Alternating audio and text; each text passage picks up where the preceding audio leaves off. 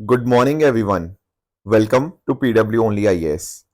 दोस्तों, बात करें अगर हम आज के द हिंदू फ्रंट पेज की, तो यहाँ पर हमें देखने को मिलेगा कि जो झारखंड के चीफ मिनिस्टर हैं वो वापस से हेमंत सोरेन जी बन चुके हैं। दरअसल में पिछले कुछ महीने वो जेल में थे। जब वो जेल में थे तो चंपाई जी उस समय झारखंड के चीफ मिनिस्टर थे। अब वापस से क्योंकि ये आ चुके हैं तो अब ये इन्होंने चीफ मिनिस्टर का पद वापस से यहाँ पे ग्रहण कर लिया है। उसी तरह से अगर हम बात करें तो राज्यसभा के अंदर हमारे जो प्रधानमंत्री हैं नरेंद्र मोदी जी, उन्होंने यहाँ पे बोला है कि अगर हम मणिपुर में शांति चाहते हैं तो उस पे सबको साथ में मिलकर काम करना पड़ेगा। हमें ये जो पॉलिटिक्स है इससे कहीं ना कहीं ऊपर उठना पड़ेगा अगर मणिपुर में एक्चुअल में शांति चाहते हैं। देखो, दरअसल में काफी दिनों से, वैसे तो 1 साल हो गया अब तो मणिपुर के ऊपर, एंड काफी ऑपोजिशन प्रेशर भी इस मुद्दे पे डाल रहा था कि प्रधानमंत्री जी मणिपुर के रिगार्डिंग बात करें। तो काफी डिटेल में प्रधानमंत्री जी ने बात करी है एंड बोला भी है कि यहाँ पे हमें पॉलिटिक्स के ऊपर उठना पड़ेगा अगर हम वास्तव में मणिपुर में चाहते हैं कि अच्छे से शांति बने। एंड सरकार कोशिश भी कर रही है, जैसा कि बताया गया। इसके अलावा देखो, नीट का मुद्दा भी बहुत ज्यादा उठा यहाँ पे पार्लियामेंट के अंदर। तो सरकार का यही कहना था कि स्टेप्स लिए जा रहे हैं। उम्मीद यही रहेगी कि जो स्टेप्स हैं बहुत जल्दी लिए जाएंगे ताकि इस तरह के जो पेपर लीक्स के मुद्दे हमें ऑलमोस्ट अब तो रोज ही सुनने को मिल रहे हैं, इन मुद्दों पे एक तरह से कंट्रोल लगाया जा पाएगा। दोस्तों, डेट है आज की 4 जुलाई 2024 एंड आप सभी का स्वागत है आज के प्रीलिम बूस्टर न्यूज डिस्कशन के अंदर। एक जो टॉपिक हमें डिस्कस करना है वो है निर्माण पोर्टल के रिगार्डिंग।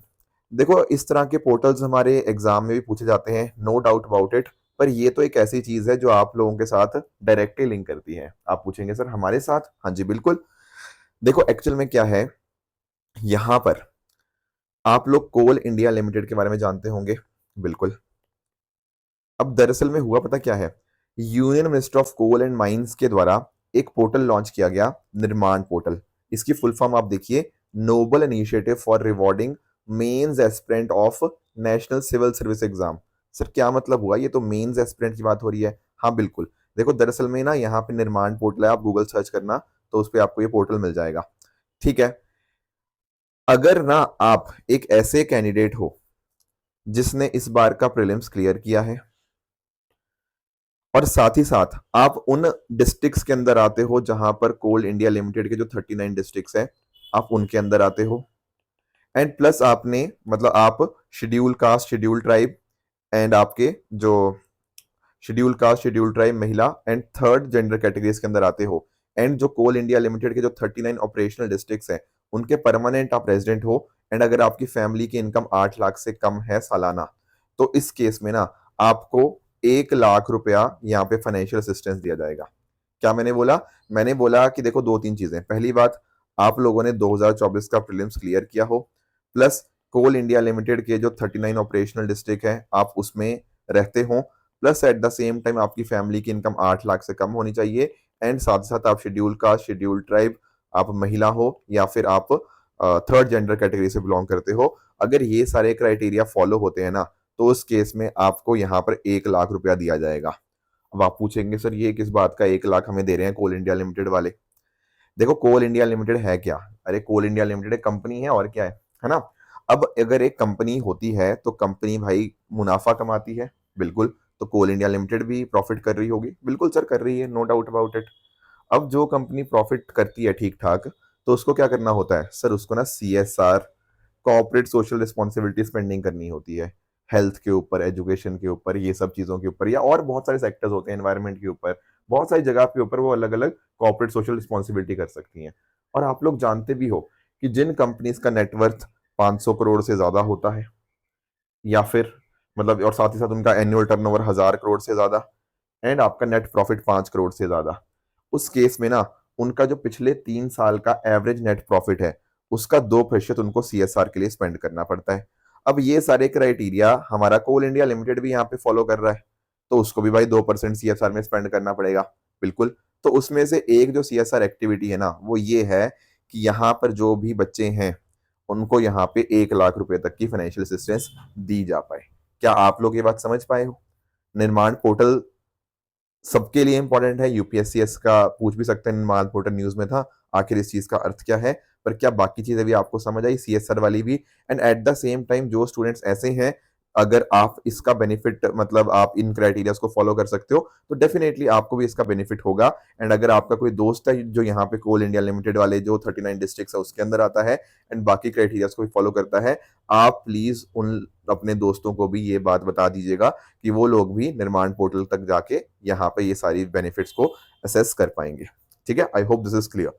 ठीक है, बेनिफिशियल आप लोगों के लिए भी है and otherwise UPSC perspective exam के अंदर भी ये चीज पूछी जा सकती है। ये मैंने खुद देखा, यहाँ पे लॉगिन वगैरह करना पड़ेगा आपको, कुछ डिटेल्स आपकी मांगेंगे एंड अगर आपका क्राइटेरिया फॉलो होगा तो आपको वो चीजें मिल जाएंगी। ध्यान रखने वाली बात ये 18 जुलाई तक ही वैलिड है, शाम 6 बजे तक। नेक्स्ट दोस्तों टॉपिक हम जो डिस्कस करेंगे वो एससीओ समिट के रिगार्डिंग करेंगे। एससीओ समिट आप जानते हो, ठीक है, 3 से 4 जुलाई से यहाँ से स्टार्ट हो चुका है। शंघाई कोऑपरेशन ऑर्गेनाइजेशन का जो समिट है ये हो रहा है अस्ताना कजाकिस्तान के अंदर। थोड़ा सा अगर इसके बैकग्राउंड में जाएं तो आप जानते होंगे कि 2001 के अंदर यहाँ पे इसको स्टैब्लिश किया गया था। पहले ना शंघाई 5 हुआ करता था, पर जब यहाँ पे 6 देश यहाँ पे हो गए तो इसको यहाँ पे शंघाई कोऑपरेशन ऑर्गेनाइजेशन के नाम से जाना जाने लग गया। तो उस समय जो स्टार्टिंग मेंबर्स थे वो Kazakhstan, China, Kyrgyzstan, Russia, Uzbekistan और तजाकिस्तान है।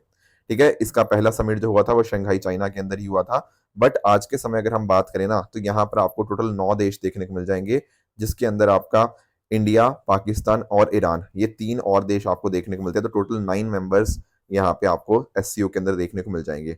अब दोस्तों अगर मैं बात करूं एससीओ की ना तो इसका आप ऑर्गेनाइजेशन स्ट्रक्चर देख सकते हो। जैसे एक यहाँ पे हेड्स ऑफ स्टेट काउंसिल हमें देखने को मिल जाता है।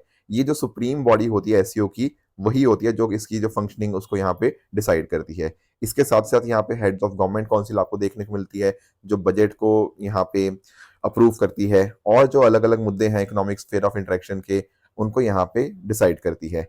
इसके अलावा council of minister of foreign affairs हो गया। ठीक है, ये डे टू डे एक्टिविटीज के रिगार्डिंग इश्यूज को देखते हैं। इसके अलावा जो बहुत बहुत इंपॉर्टेंट है that is rats, regional anti terror structure.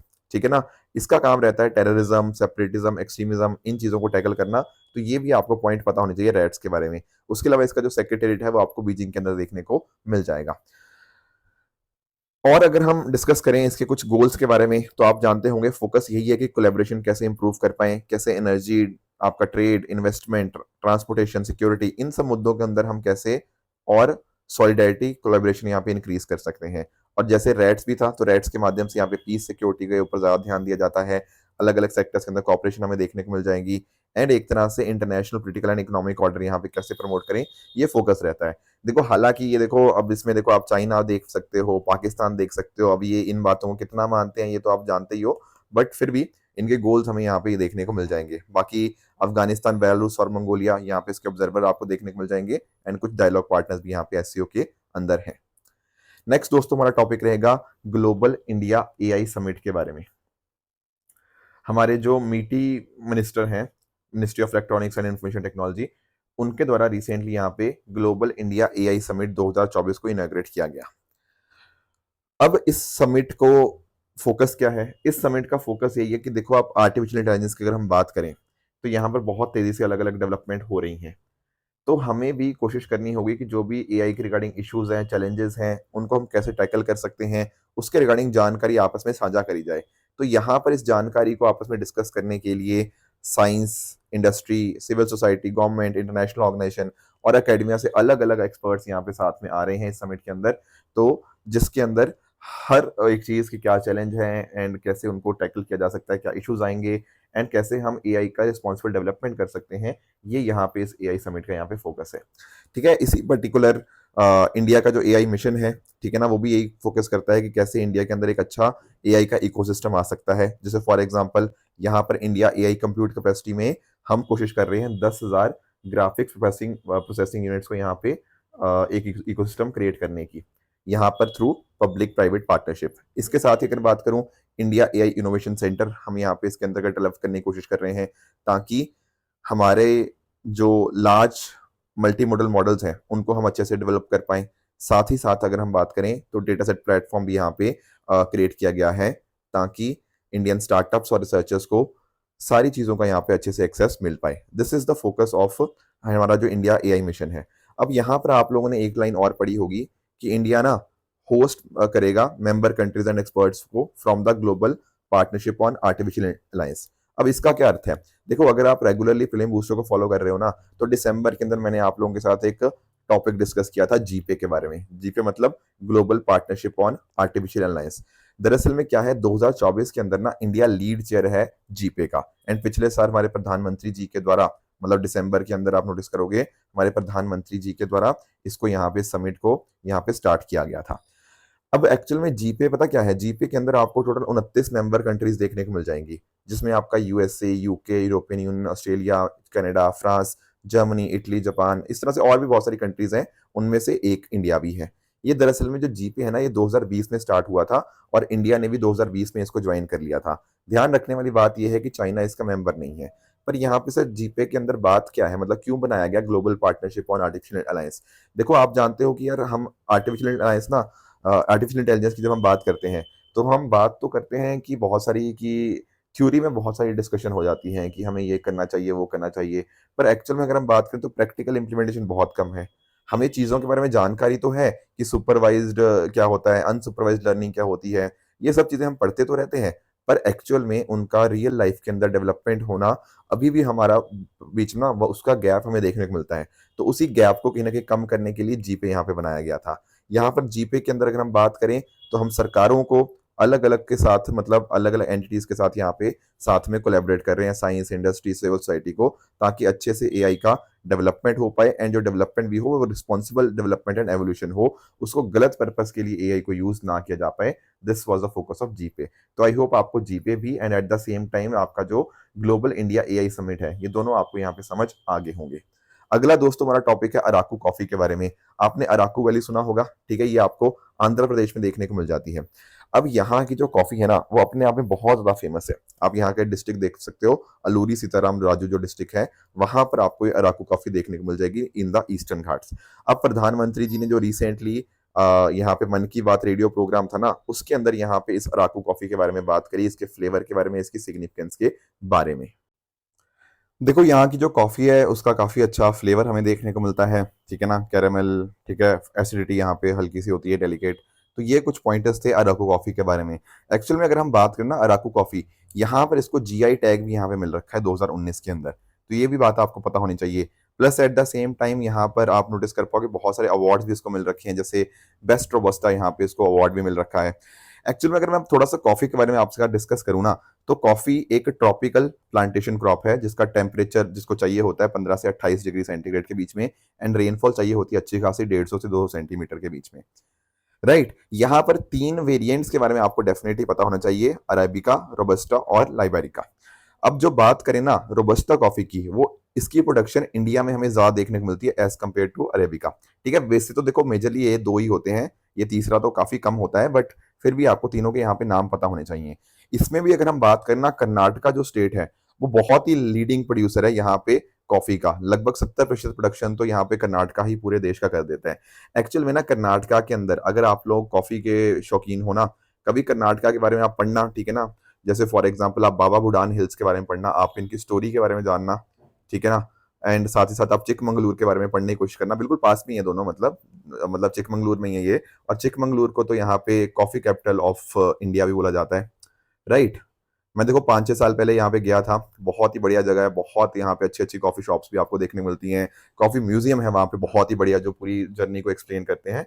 तो ये आपको ध्यान में रखना है कि वेस्टर्न घाट्स के अंदर आपको कर्नाटका में अच्छा खासा यहाँ पे प्रोडक्शन यहाँ पे देखने को मिल जाता है, ज्यादा लीडिंग प्रोड्यूसर। पर हालांकि अराकू कॉफी आपका ईस्टर्न घाट्स में आपको देखने को मिलती है, बट स्टिल इसका भी जो आपका टेस्ट है एंड बाकी और चीजें हैं, जैसे इसकी एसिडिटी हो गया, इसके कैरेमल हो गया, चॉकलेट का हल्का सा हिंट देता है, ऑल दोस थिंग्स भी आपको आपको एक अच्छा आइडिया यहाँ पे मिलना चाहिए। Plus eight the same time यहाँ पे ट्राइबल फार्मर्स कोऑपरेटिव्स इसको यहाँ पे उगाते हैं, तो एक तरह से सस्टेनेबल लाइवलीहुड भी है एंड कम्युनिटी इंपावरमेंट भी आपको देखने को मिल जाएगी।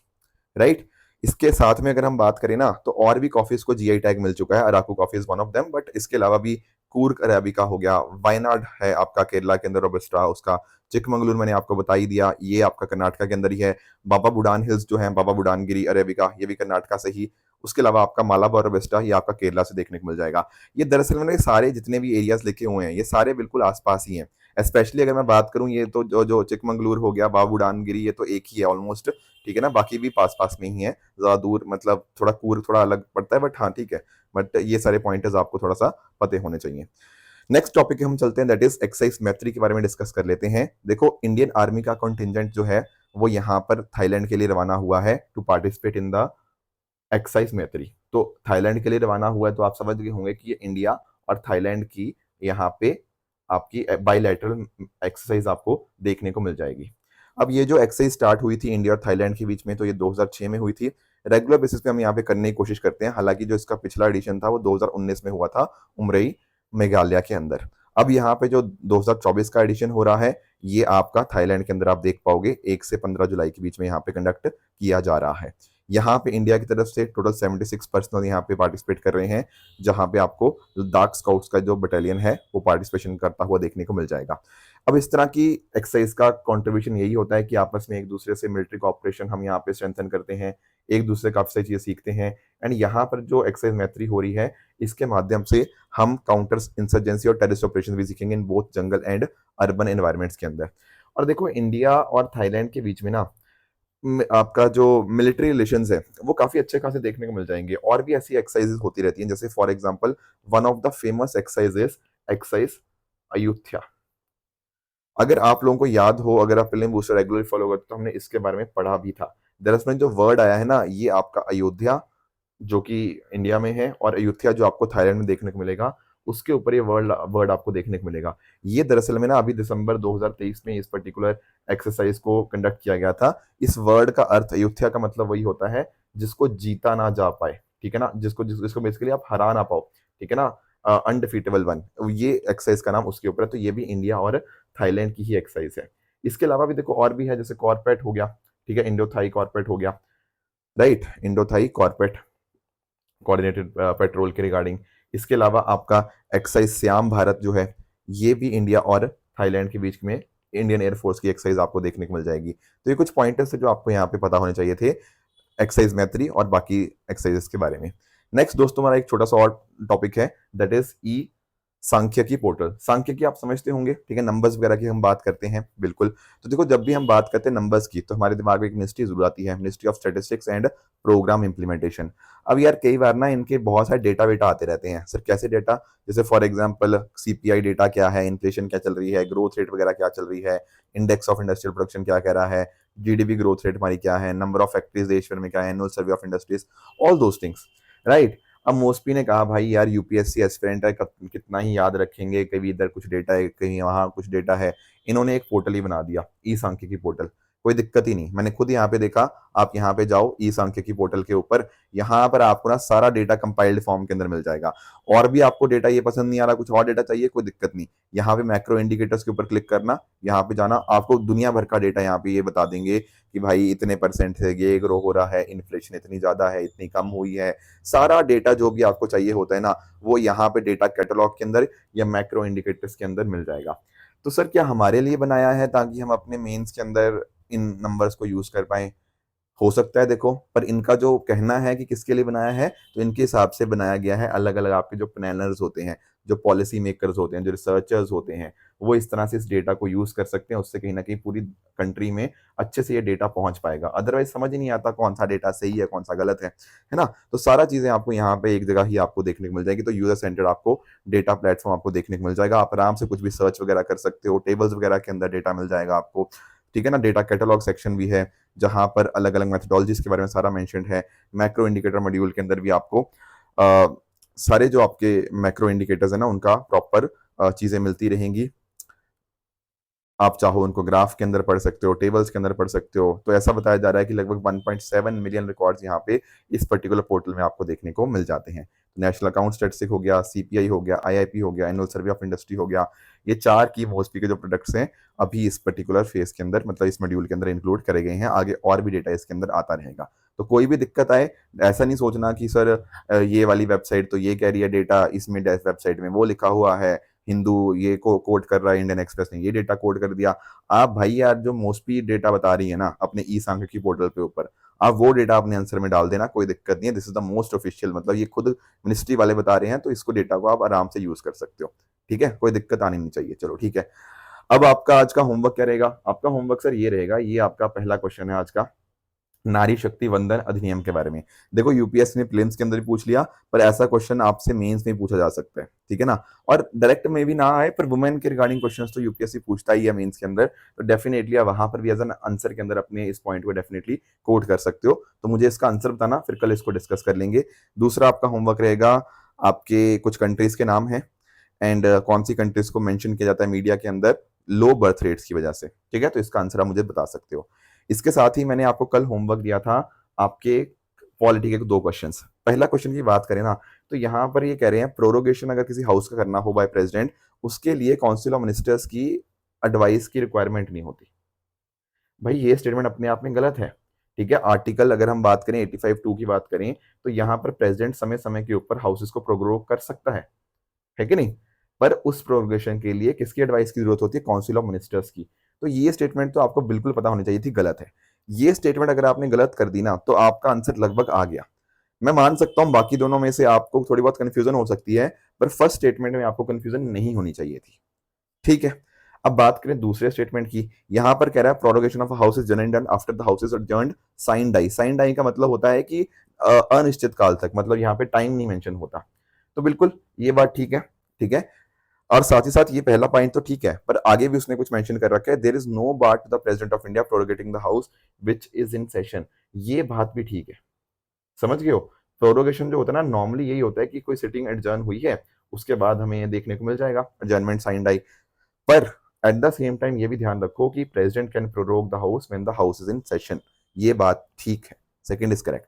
थर्ड स्टेटमेंट भी अपने आप में यहाँ पे आप पढ़ोगे ना कि डिसोल्यूशन हाउस का हो किया जाता है प्रेसिडेंट ऑफ इंडिया, ठीक है। तो ये बात भी आपकी थर्ड स्टेटमेंट में करेक्ट हो जाएगी। तो option number C 2 and 3 is the correct answer. कुछ बच्चों को हो सकता है थर्ड स्टेटमेंट थोड़ी बहुत कंफ्यूजन आई हो, पर आप नोटिस करो ना, अगर आपने पहला गलत कर दिया और दूसरा करेक्ट है, आपको पता है, तो आपका आंसर ऑटोमेटिकली बन गया। तो ये क्वेश्चन तो वो भी नहीं था कि 1 ओनली करे, 2 ओनली, 3 ओनली, नहीं। यहाँ पे उसने ऑप्शन दिया था, तो यहाँ पे एलिमिनेशन आप अच्छे से अप्लाई कर सकते हो। दूसरा मैंने आपको होमवर्क दिया था बिल्स के बारे में कि कौन सा बिल लैप्स करता है और कौन सा बिल लैप्स नहीं करता। अब ये तो देखो डायरेक्टली आपके लक्ष्मीकांत में दिया भी हुआ है। अगर हम बात करें bill pending in Lok Sabha and दूसरा आपका bill pending in Rajya Sabha but pass by Lok Sabha, ये बिल भाई कर जाते हैं लैप्स। एंड उसके अलावा ये जो बाकी 4 कंडीशन है, ये बिल लैप्स नहीं करते। और इसके ऊपर देखो यूपीएससी ने 2016 में क्वेश्चन भी पूछा हुआ है, तो आपने अगर पीवाईक्यू ढंग से करे होते तो ये क्वेश्चन बड़े आराम से कर लेते। तो अगर हम बात करें bill pending in Lok Sabha lapses on resolution, बिल्कुल सही बात है, ये तो पहली स्टेटमेंट ही पूछ ली। और दूसरी स्टेटमेंट दूसरे ऑप्शन में पूछ ली हुई है कि बिल लोकसभा ने पास कर दिया, अब राज्यसभा में पेंडिंग है, तो भाई ये भी लैप्स करेगा। पर जो तीसरी स्टेटमेंट यहाँ पे कह रहा है ना कि ये लैप्स कर जाता है, ये अपने आप में स्टेटमेंट गलत है, ये लैप्स नहीं करता। तो option number B 1 and 2 only is the correct answer. तो पीवाईक्यू 2016 वाला 2024 में यूपीएससी ने रिपीट कर लिया। और ये चीजें तो डायरेक्टली आप लक्ष्मीकांत में पढ़ते ही हो, या किसी भी फैकल्टी ने, कोई भी आप कहीं से भी पढ़े हो, सभी ने इसको पढ़ाया ही होता है। तो ये क्वेश्चन वो होते हैं जो आप गलत नहीं कर सकते, और ना ही आपके छोड़ना चाहिए ऐसा क्वेश्चन, क्योंकि ये इजी क्वेश्चन है, ठीक है ना। तो ये हो गया हमारा आज का डिस्कशन। इसी डिस्कशन के बेस के ऊपर कुछ मैं आपको होमवर्क दे रहा हूँ, इनका आप ट्रू एंड फॉल्स के अंदर मुझे आंसर बता देना, इनमें से कौन सा ठीक है, कौन सा गलत है। कल मैंने जो होमवर्क दिया था उसकी अगर हम बात करें, तो प्रोजेक्ट नेक्सस बिल्कुल ठीक बात है। यहाँ पे बैंक ऑफ इंटरनेशनल सेटलमेंट, इसके द्वारा ही यहाँ पे इसका जो इनोवेशन हब है उसके द्वारा ही इनिशिएट किया गया। तो फर्स्ट इज करेक्ट। बीआईएस की हेडक्वार्टर आपको पेरिस फ्रांस के अंदर नहीं, बल्कि बेसल स्विट्जरलैंड के अंदर देखने को मिलते हैं। तो सेकंड आपका यहाँ पे गलत हो जाएगा। कुल्लू नेशनल पार्क सर हमारा मध्य प्रदेश के अंदर है, तो तीसरा भी स्टेटमेंट आपका गलत हो जाएगा। दोस्तों अगर आपको आज के सेशन की पीडीएफ चाहिए, तो आप हमारे Telegram channel PW only IAS official जाके इसकी पीडीएफ डाउनलोड कर सकते हो एंड अपनी प्रेपरेशन को और भी बेहतर बना सकते हो। Thank you very much for the discussion.